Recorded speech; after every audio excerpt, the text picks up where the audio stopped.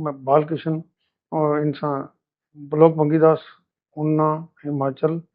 तो वहाँ की साध संगत कम से कम 1000-2000 से कम नहीं है। गांवों में भी बसती है, शहरों में भी बसती है। तो हमारा ब्लॉग भी लगभग पहली फिल्म रिलीज होने से पहले ही बना थोड़ा सा। जैसे ही मैं यहाँ पे आ रहा था तो मेरी बिटिया भी मेरे साथ चलने के लिए तैयार हो पड़ी, तो कहती मैं भी चलूंगी। मैंने कहा चलो ठीक है जी।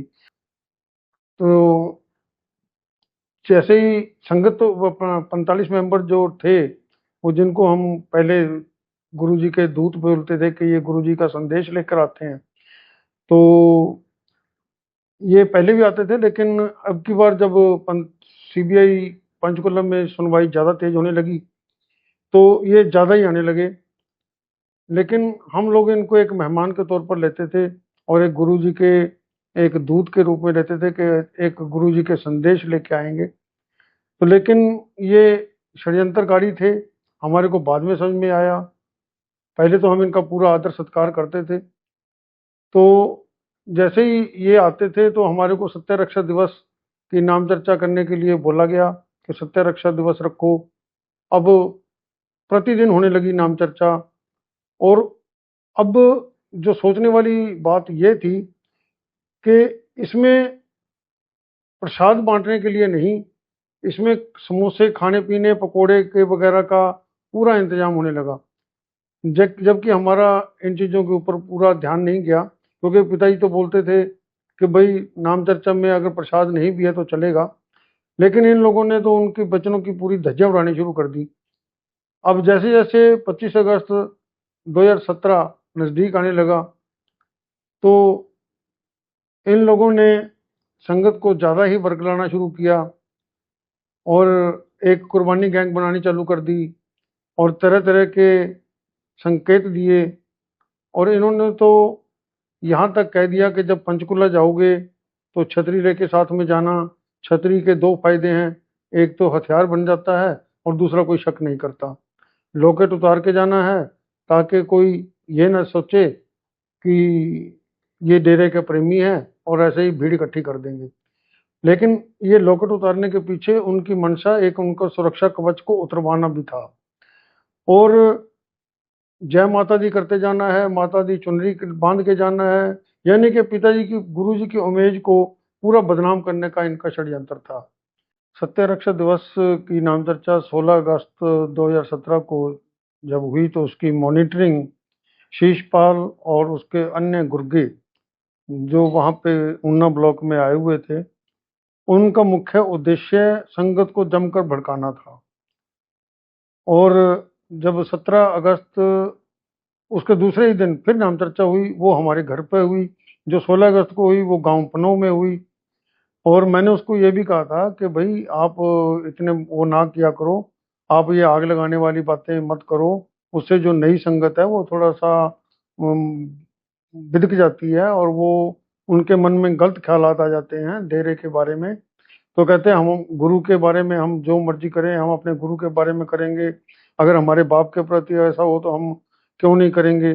जबकि वो सिर्फ कहने की बातें थी और उनके मन के अंदर एक गुरु जी के प्रति बहुत गहरा षड्यंत्र था। क्योंकि जो अगर षड्यंत्र ना हो तो वो आग लगाने के लिए बात क्यों करे। तो ऐसे ही वो जब 17 अगस्त को हमारे घर आए और उन्होंने गुर्गों ने एक कुर्बानी गैंग बनाने की एक विशेष योजना हमारे पास रखी, जो कि तथाकथित थी। लेकिन मेरे मुझे इसलिए सहमत होना पड़ा क्योंकि मैं अभी नया नया ब्लॉक बंकीदास था और मुझे इन चीज़ों का पता नहीं था, ज्ञान नहीं था षड्यंत्रों के बारे में। तो उन्होंने कहा कि कुर्बानी गैंग बनानी पड़ेगी, शहीदी देनी पड़ेगी।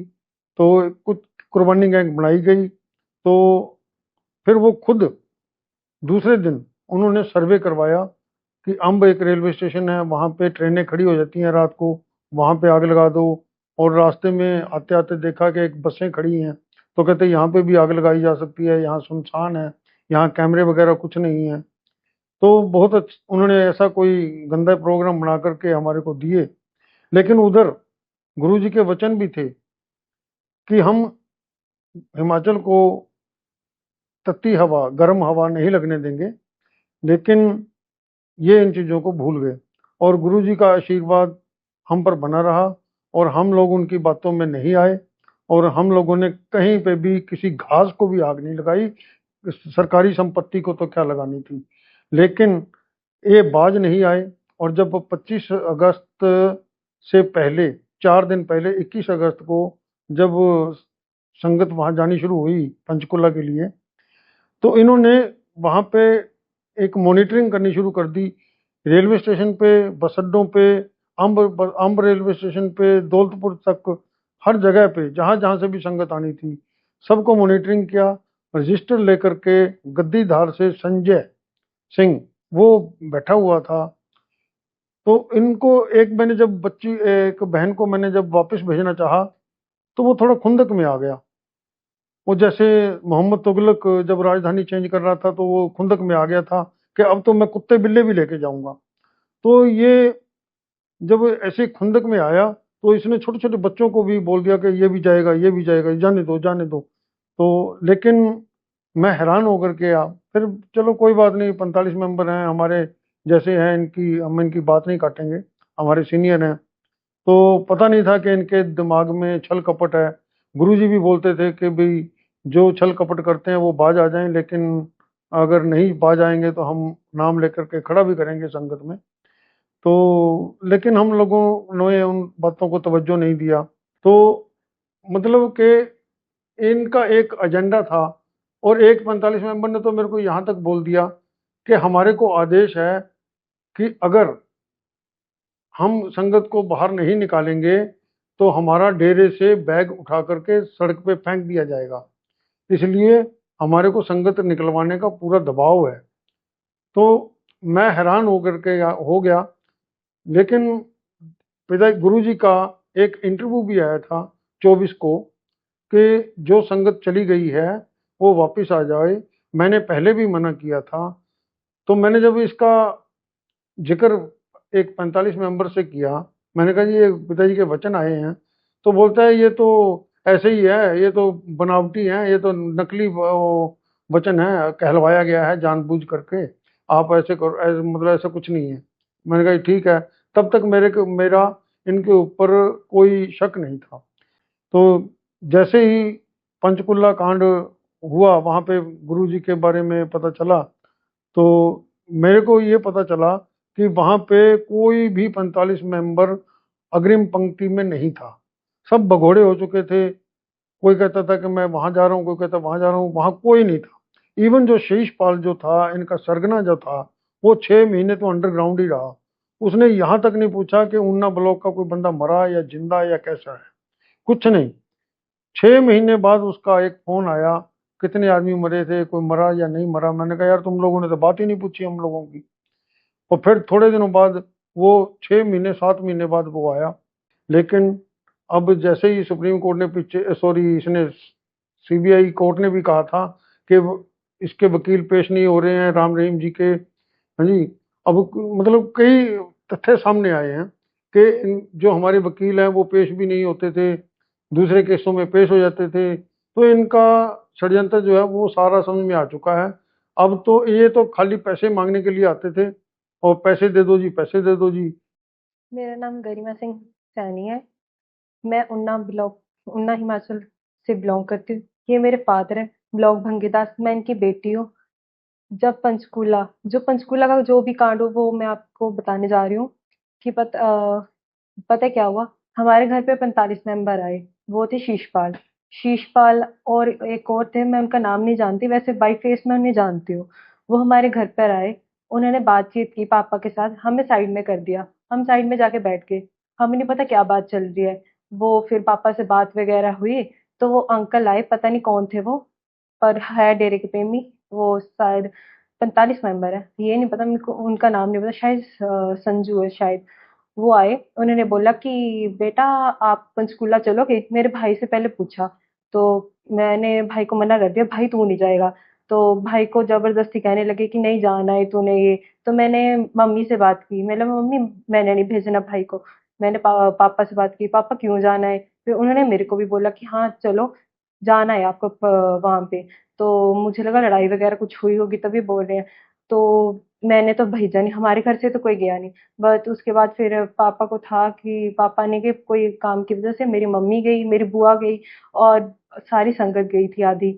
और और जैसे ही हम ट्रेन में गए और जैसे मतलब कि भैया हमारे उधर से एक और मतलब कि एक मतलब कि वो है गुरु प्रेमी, और वो जैसे ही चढ़ रहे थे वो उनके इतने छोटे छोटे बच्चे से वो भी उन्हें साथ लेके जा रहे थे। तो पापा ने मना किया, पापा भी वहां थे। तो पापा ने बोला कि छोटे बच्चे वहां क्या करेंगे, छोटे बच्चे को तो रहने दो। बट नहीं, ये मानने नहीं, ये कह रहे चलो जाने दो, कोई बात नहीं, जाने दो जाने। इन्होंने फिर भी उन्हें चढ़ा दिया ट्रेन में। चढ़ गई, वहां जाके जो कुछ हुआ हमें तो पता नहीं, हमने तो टीवी में देखा कि वहां पे आग लगाई। पिताजी की ये वीडियो भी आई थी कि वहां पंचकूला में नहीं जाना है, जो गए हैं वो वापिस आ जाओ। बट ये माने नहीं। जिन्होंने बोला था कि वहां जाओ, वो हमारे घर पे सोए थे, वो क्यों नहीं गए? मैं ये जानना चाहती हूँ, वो उन्हें जाना चाहिए था, वो क्यों नहीं गए? वो हमारे घर पे सो रहे हैं, 10 बजे उठे हैं वो क्यों नहीं गए? हमारे घर वालों को भेजा और संगत को भेजा उन्होंने, वो आप क्यों नहीं गए? उन्हें भी जाना चाहिए था। अगर हम भी पिताजी के मतलब कि वो है श्रद्धालु वगैरह, तो वो भी थे, उन्हें भी जाना चाहिए था, वो नहीं गए। फिर वहां पे मैंने जो सुना, टीवी में देखा हमने, लड़ाई हुई, गोलियां चली, लाठी चली, लाठी चार्ज हुआ। मेरी मम्मा वगैरह, मेरी मम्मा की लात टूटी हुई है, फिर भी मम्मा वहां गए। मम्मा से चला नहीं जाता, पर मम्मा पता नहीं कितना चले होंगे। मेरी जो बुआ है वो भी इतना नहीं चलते, वो भी चले। और जो हमारे और भी जो थे, उन्होंने सड़कें नदियां पार पार करके गए, जैसे मर्जी वो आए हैं। बट ये नहीं पता कैसे उन्होंने जो हालात, मम्मा उस वक्त बीमार भी बहुत हुए वहां पे, बहुत बुरा हाल रहा। मम्मा इतने बीमार हुए, मम्मा के लिए दवाई नहीं, कुछ नहीं, मम्मा कपड़े भी नहीं लेकर गए थे। वो एक ही वहां से पता नहीं कैसे तैसे करके उन्होंने कपड़े खरीदे, मम्मा को दिलवाई दवाई। पता नहीं कैसा वो टाइम बीता।